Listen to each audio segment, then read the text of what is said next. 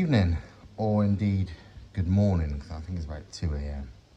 The two things I didn't like about the aero on this car, I've now hopefully solved. The mirrors and the front, well, the amount of front wheel showing.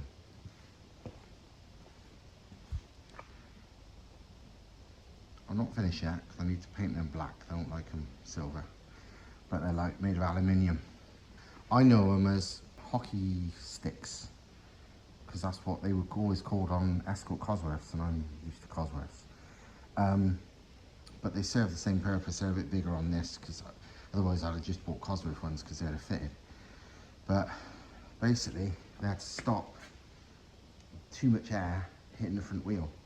If you remember, well, everything you can see there is now that silver bit of aluminium was wheel showing, tyre, and head on.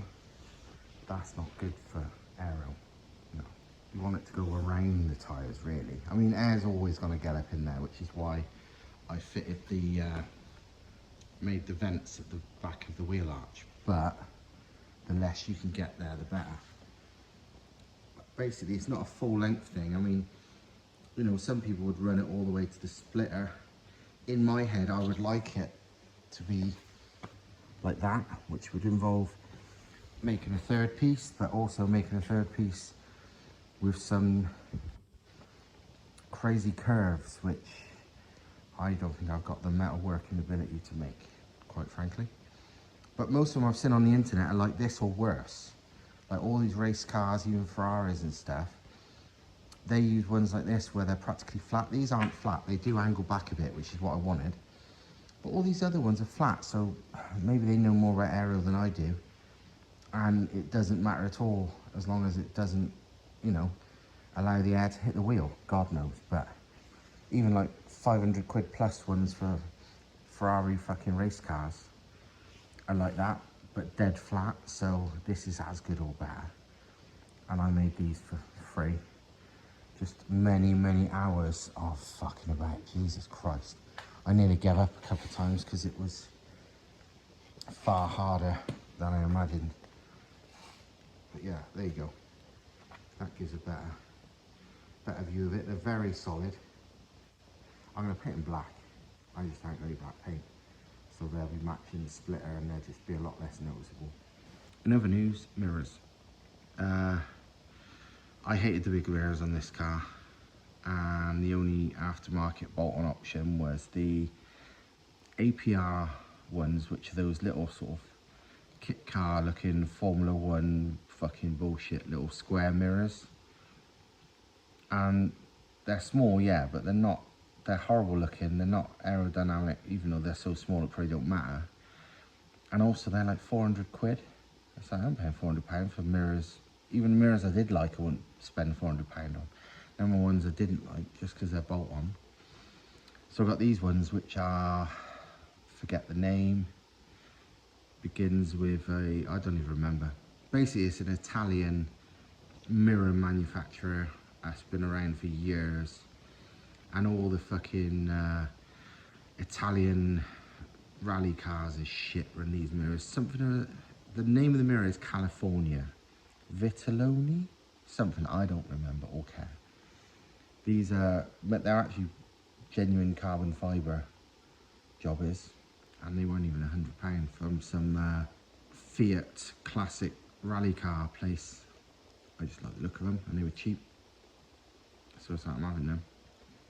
And yeah, this one, this side, took me many hours to work out how to fit it. And then the other side took me about 20 minutes because I already knew how by then. But yeah, they're so small, rear visibility isn't as good, but they're still usable. So I'm, you know, I'm all right with that. And they're way more aerodynamic than the big bricks of the standard ones. I mean, you can see by the fucking shape of them. They're about as good as it gets. So yeah, happy with that. The other thing I've been thinking about is what I'm gonna do next for more power, because basically, as you've seen by the Veyron smashing performance times and all that, I reckon with the nitrous, the car's making over 600, maybe, I don't know, 640 odd, maybe, something like that. I don't really know. It's only a guess. I mean, it made 514 at 2 bar. It's running on the nitrous, it's running 75 shot on nitrous, which is 514 plus 75 is, well, 590, but it wasn't running 2 bar. It was running as much as 2.6 bar at the time. So yeah, probably another 50 brake on top of that, I don't know. So yeah, and going by the times at least, and my guessed weight, this car's probably making like 640 when it did that time. And I mean, that was 3rd gear. And yeah, it was just about handling it traction wise. Just, I mean, trust me, just. But what that says to me, because now honestly, because I've always been used to big power cars anyway, you know, most people, one of these with 250 horsepower would shit their pants, because that's way faster than most fucking cars, you know, most modern sports cars anyway. But I've always been used to really fast cars, so it takes a lot to, well, it's not even takes a lot, it's just until I physically cannot function as fast, or my eyes cannot function as fast as a car can go, I'll always want faster. As it is, even though it's ridiculously fast, even without the nitrous, like, you know, hypercar fast anyway, I mean, it's faster without the nitrous than a Veyron is anyway. Only just 5.4 versus 5.5, like 100 to 200 kilometers. So it's faster without the nitrous than a fucking Veyron. But it feels slow to me now. As weird sounding as that must be. I know it's not slow. I know it's supercar, hypercar fast. But I know what it can be. And when you've experienced more, as long as the car's not about to kill you, everything else then seems slower. So yeah, what I'm basically getting at is I would love this car without the nitrous to be as fast as it is now with the nitrous, which realistically means I need to make another 100 to 150 more horsepower. I'm fairly confident that actual engine, like the bottom end, could handle that. Stock pistons and all. I mean, stock pistons have gone over 800, but anyway, that's another story. Big port head and that manifold and all that is needed. Don't like to do stuff for no reason. I don't think that's lazy. I suppose you'd call that efficient. I don't like to spend money or do stuff I don't need to. And in my head, I don't truly believe, yeah, it's probably a restriction to some extent, but I don't think I'm at the limit of that exhaust manifold, that SPA cast twin scroll manifold. And if I stick with that and stick with the current frame size turbo, it means I don't have to modify anything. I can just use the current boost pipes, the current exhaust, the current manifold. I don't have to spend money on a manifold. I don't have to spend money on any of that. I just need a bigger turbo plus a big port head and all that on exactly the same setup. So under the bonnet, it would look absolutely fucking identical, but it would make potentially way more power. Question is, that I've been going through myself. It's stupid really, because I literally cannot afford it right this minute, so this isn't happening right in the next 10 minutes, you know what I'm saying? It might happen in a few months, but whatever.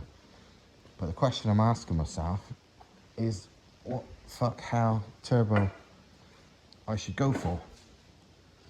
Because, well, there's so many options, and as everyone would have heard, and no doubt some of you people would have even commented or certainly think, oh, you should use a more modern turbo, not these old-fashioned hole sets. Modern turbos would spool way faster, blah, blah, blah, blah, blah. Basically, show me proof. I have been looking, and I asked on one of the big 1.8T pages, one of like 100,000 plus people on there on Facebook. I said, can people with like big turbo setups, at least my size or bigger, tell me their, you know, how their turbos spool, tell me like the RPM, blah, blah, blah, blah, blah. And loads and loads of people replied. Some with bigger turbos, a lot with actually smaller turbos. And, you know, G Series, GTX, fucking HTA this, blah, blah, blah, blah, blah. None of them were better at all. It's like, what the fuck?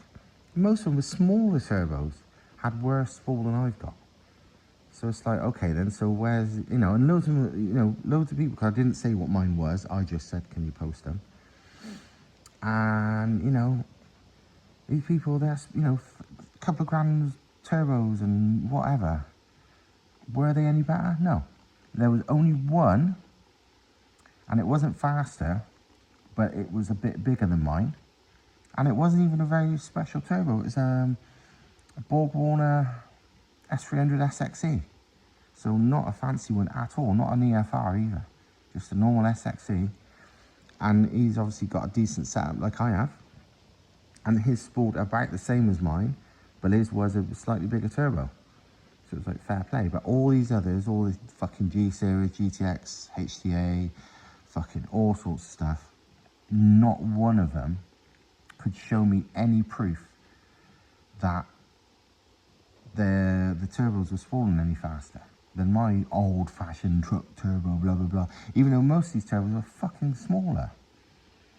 And it's funny, actually, the next person who, not the next person, well, yeah, the next fastest spooling, considering the size of his turbo, person who posted up was, I think he was Spanish, I can't remember. But he had a HX35, so another whole set. And yeah, smaller than my one. But again, his results were far out spooling most of these other people's results. And I didn't even mention what I had. I was just like, I literally asked people. And there were so many people were saying like, get this, get that, get that. I was like, yeah, I'm willing to do whatever. Because I was asking, because I would, if somebody could show me, prove to me, not say so, because all I hear is say so all my fucking life. Prove to me that such and such a turbo is that much better, as in that much better that it makes it, you can justify the price difference. I'd fucking go for it. Of course I would. Because these like, you know, Zona rotor turbos, they look the bollocks, to be fair. I think if there's any turbo, I like the price to what I reckon they would perform like ratio. The Zona ones look like top of the tree for me, but I still am not seeing no proof. So it's difficult, and it's annoying actually, because a lot of the Zona ones, well, I couldn't fit them to that manifold for a start, because all the Zona ones that are T3 are undivided T3, and I don't care what anyone says, T3 or, you know, single scroll or V-band does not spool anywhere near as good for the size as twin scroll. It kind of still blows my mind that anyone who, you know, for drag cars where they're running off the launch control, so they're already on boost immediately, so spool's not really an issue. Yeah, fair enough. But anyone else where spool is some, you know, power band is a problem, why the fuck can't you run in twin scroll? But I just personally think most people are idiots. So yeah, it's difficult. And I mean, I can't, there's these, what's those other turbos? Apex turbos, a lot of these top sort of Civic drag cars and stuff are running these days. They look the bollocks as well. But to be honest, no matter how well they worked, I looked at the prices and they're like fucking £3,000 each. So no thanks, that's like 10 times what my turbo costs. So yeah, what I'm basically saying is, so many of these fancy modern turbos that, you know, all these dickheads tell you will spool so much better. There's no proof of it. Another thing I was looking at is not just spool time, but what RPM it was hitting a certain number, like power number. And like, so I was using 500 horsepower, 400 horsepower, I don't remember which number, but I was using like a big power number. Where on their power graph does it hit that versus mine, for example? And again, most of them weren't, you know, especially when I was, because I was calculating it, because a lot of these cars with big turbos had stroker kits on, so they were like 2.1 and all that shit. So I was taking like 15% off to go back to my 1780cc. One of the most impressive ones I've seen for RPM it made 500 horsepower by was there's a bloke called Jermaine with a red Audi TT with 180T. It's 2.1 stroker, Badger 5 built thing. Makes over 670 horsepower, absolute fucking weapon. And he's on a G3900, Garrett, G3900, V-band one, I think. And the RPM, you know, even after taking into account he's a 2.1, the RPM he hits 500 horsepower at is actually really impressive. I mean, and then so you're making 500 horsepower and then he's making 670 something. I think he's making over 500 horsepower for about 3,000 RPM. So fuck me, that's fucking good.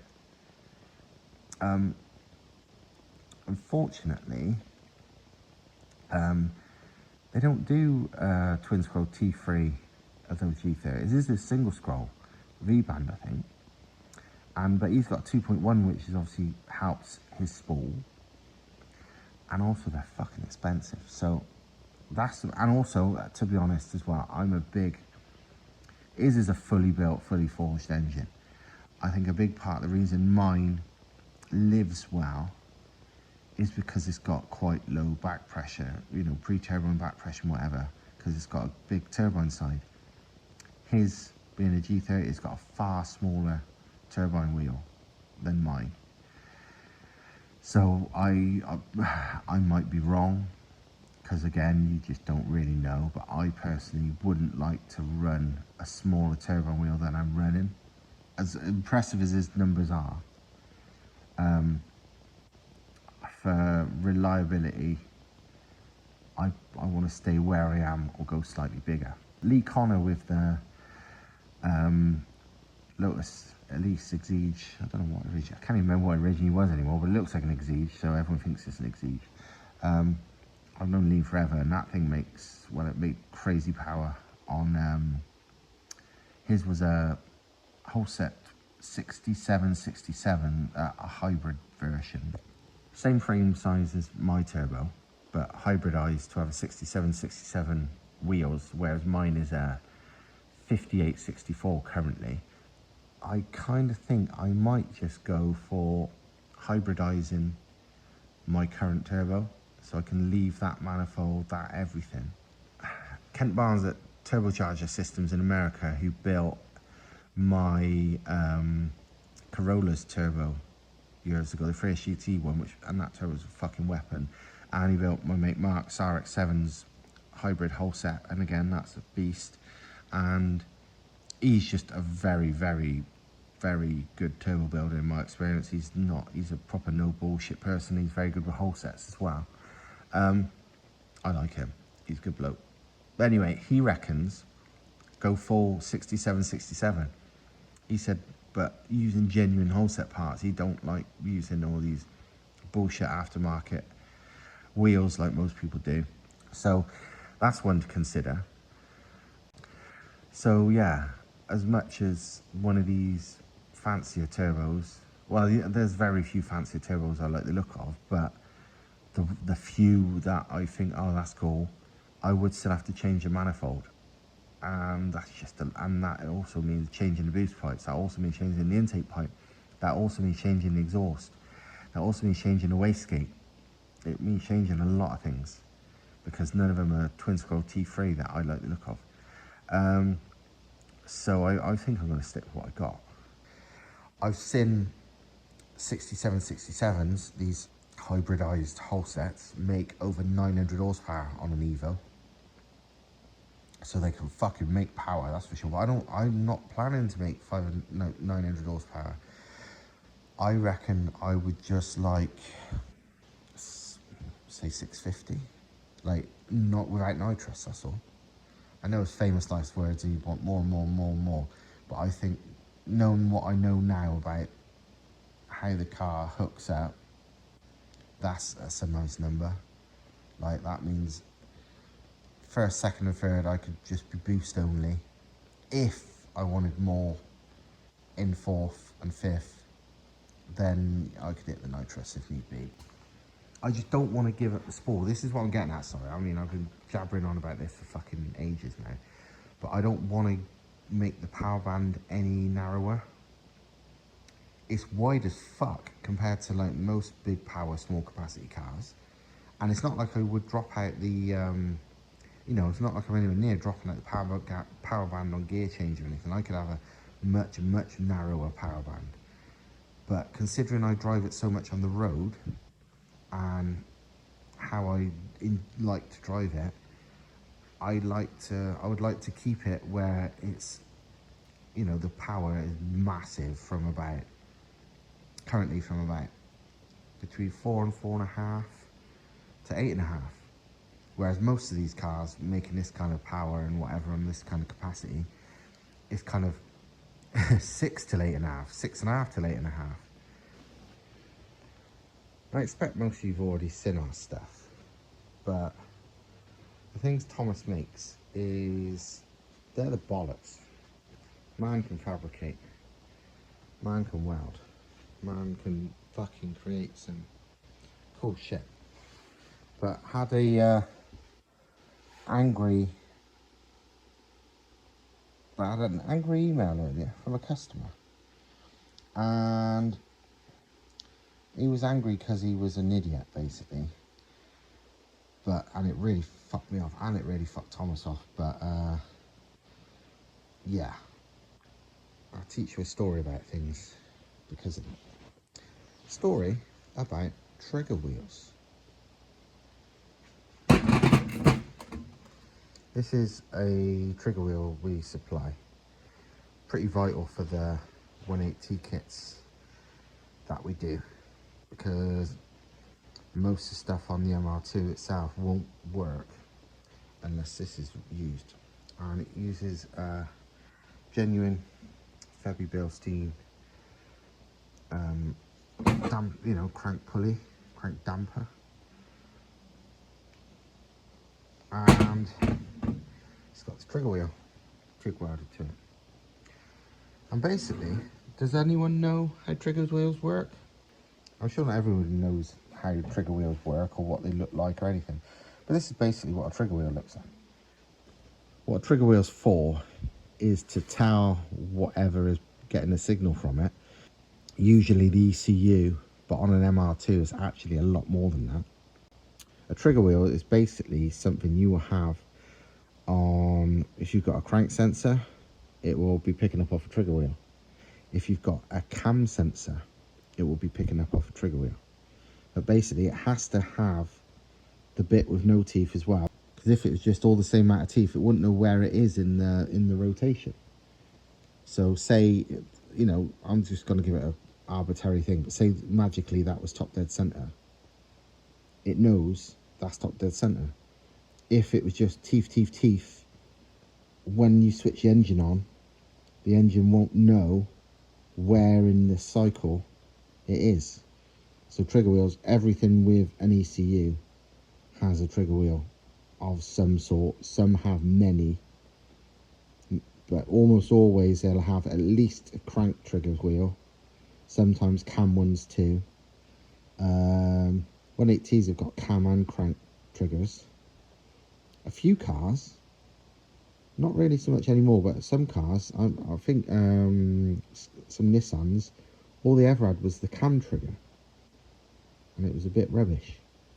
the cam angle sensor. They never had crank triggers from the factory, but anyway, whatever.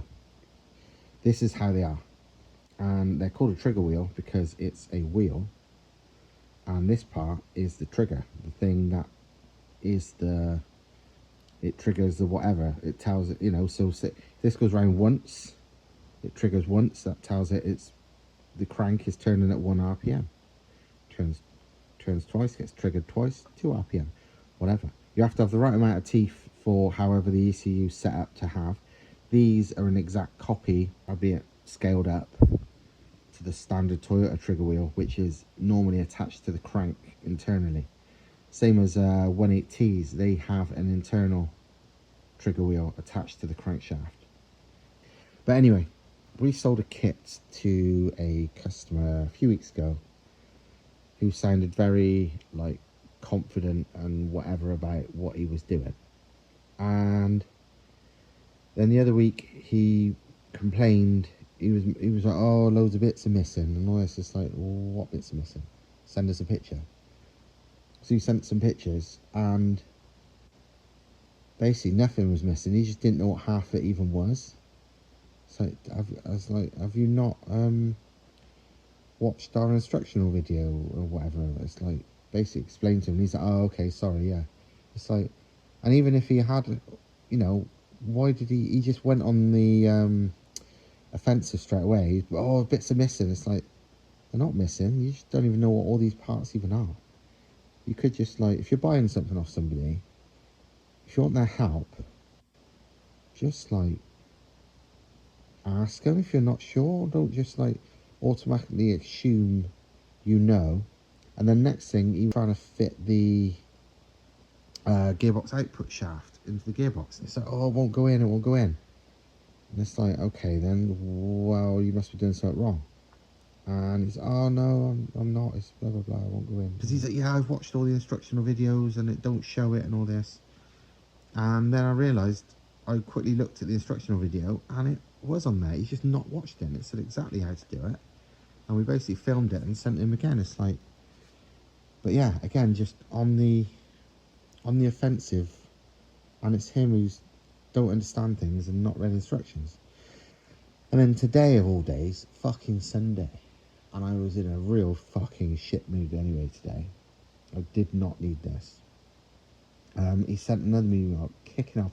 Oh, I just noticed this, can't believe it. It's, you know, you should have a word with your suppliers because the build quality of your things is terrible. And there's a picture of the trigger wheel. And like Thomas saw it as well. Like he read the message same time as I did, and we both replied to him at the same time. Thomas a bit more diplomatic than me, but both being like, what the fuck? Can you explain what's wrong? What's wrong with this picture? Yeah, basically, like 5 minutes later, he obviously, by the tone of our messages, he got kind of realised, and he was like, oh, sorry, yeah, I'm wrong. I didn't realise. I didn't realise this is normal. It's like, why are you kicking off about something being terrible quality and blah, blah, blah, when you don't even know what it should look like? He genuinely thought that was a missing part and it was a problem. And he was kicking off about it. It's like, mate, why wouldn't you, like, if you don't know what something is, don't act like you do know and then get all like aggressive and offended and go on the offensive about it. Just be like, excuse me, is this normal or what? I don't really know what these look like. Because why would you know unless you know? Why don't act overconfident? He's obviously not watched the videos. He doesn't know half as much about how to build it as he makes out. It's just be humble. We get questions all the fucking time from people who's DIYing it. Oh, where does this go? Where does that go? I'm not sure. And we don't get very many anymore because most people just watch the video and it explains everything. So they can just follow it step by step. This guy claims he watches the video but hasn't, and then kicking off about things because he don't understand even what they are. I mean, it's a trigger wheel. All he had to do is Google trigger wheel, and you'll see every fucking trigger wheel ever made has bits missing, because that's how a trigger wheel works. That's the trigger. That's a wheel. That's the fucking trigger. If they were all the same, there would be no fucking trigger. Thomas was massively offended. I was not offended, but, well, yeah, because I was offended. I was in a bad mood, so I was fucking, yeah. Don't be that person. But Jesus Christ, can people have some, like, you know, common sense and understanding of your own knowledge and ability, and don't just start kicking off when you don't understand what something is? Because you should ask, you know, excuse me, it's like, is this right? I don't really know what these should look like, and this looks weird to me. I'm confused. Can you just put my mind at rest? You'd be like, yeah, that's normal. In fact, I've had people say that. It's like, why is it like this? Why do we need this and this? It's like, and I explained to them. They're like, oh, cool, thank you. But instead, this guy don't even know what a fucking trigger wheel looks like. It's kicking off because it's badly made, and we should have a word of our suppliers. It's like, what? For a start, Thomas makes this, and for a second, well, he fucking designed it, never mind made it. About to go daily drive the MR2 crazy fucking race car again. Mostly because I want to try something with a Draggy. Like my performance times, like my 100 to 200, like even though it's like a fucking 1.2 seconds faster than a Veyron and proper mental, if you look at my times, the beginning, like the 100 to 110, is the slowest time of all. It should obviously, if you imagine acceleration, get slower as the speed increases, but my start's always quite bad because of the way my gearing is. So my 100 to 110 is the slowest of all my times. It's like half a second, which is shit. You know, I've done 0.35 when I was running like fucking 7s, I think it was. You know what I mean? Not low 4s. So what I want to do today, hopefully on the way to the workshop if the traffic's quiet enough, is just do a load of like 100 to 110 pulls. Do you know what I mean? Just to try a few different ways. Well, the fastest way of getting a good start. I want to try the best I can with the rolling anti-lag. I want to try the best I can with, like, because I don't even know the difference between like rolling anti-lag or just having a run up, basically, because my rolling anti-lag won't really work at much lower RPM than I'm currently doing it on. So because obviously it's still, engines need RPM to actually work, so I can't just do a run up and use that really low down. Well, I could, but it wouldn't do much. So it's basically me testing what's best, starting from foot to the floor from really low RPM and running through it, which is what most do, or rolling anti-lag from closer to the 100 mark. I'd like to find out. I don't need to, you know, go beyond 110. I don't even need to break the speed limit to do this. This is a crazy thing. I need to literally do 100 to 110, which is what? 62 to, fuck no, 70 odd. It's like, I am literally legally Draggy testing on like a national speed limit road. I'm not going to use the nitrous, there's no point. I'm just literally, this is the beginning. I don't think the nitrous would, well, no, tell a lie. I know the nitrous will help no matter what, but it's going to help no matter what, regardless of what I do. So this isn't going to be nitrous testing. This is going to be purely engine and turbo. So after my bit of 100 to 110 kilometers an hour testing I did on the way here,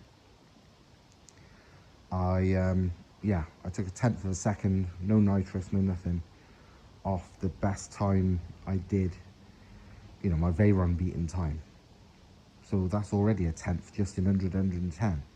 So yeah, I figured out a way of doing it to get a better start.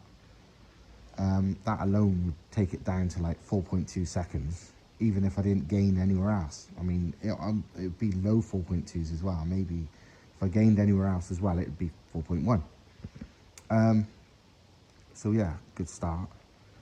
Now I want to, well, it's fucking freezing cold, and nitrous does not work when it's particularly cold, hence why you've got a bottle heater. But I didn't realise bottle heaters take like 25-30 minutes to actually get up to the right pressure. So I doubt if my and that's at normal temperatures. It's fucking cold today, so chances are I've never had proper nitrous sort of pressure, power, whatever you want to call it. No wonder it's always been a bit rich, which is crazy really. But yeah, now I know that, that's one thing. But I thought, how am I going to help that? So bottle's got to get warmed up longer. But also I want to stop it getting so cold. So what I thought, because it cost me nothing, is I've got this shit. This is more of my RAF surplus stuff. It's this, I think it's fire and bullet and explosion and everything proof material, which is also like partially heat resistant. And I cut some off, and I have literally just made myself a little blanket out of it. So, you know, it's not going to be a game changer, because cold is cold, but it will stop it. It will probably help it warm up, because obviously the heater's underneath the blanket, and also it will keep it warm for longer. You ready? Yeah.